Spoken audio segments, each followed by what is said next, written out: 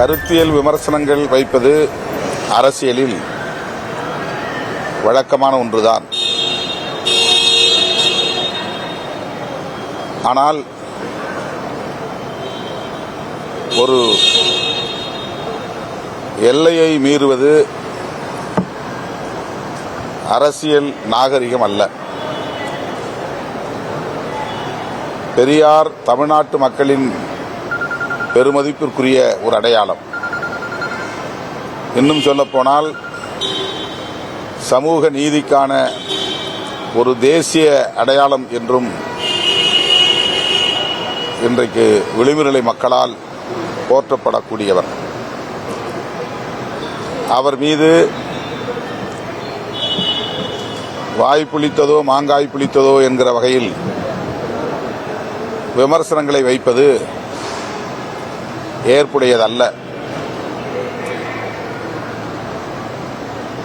இந்த போக்கை சீமான் அவர்கள் தவிர்ப்பது அவருடைய எதிர்காலத்திற்கும் அவருடைய அரசியலுக்கும் நல்லது. சனாதன சக்திகள் கடந்த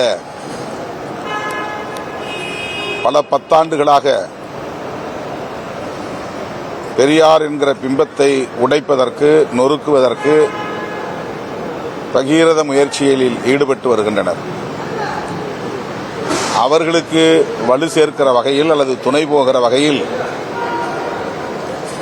சீமான் அவர்களின் வாதம் அமைகிறது.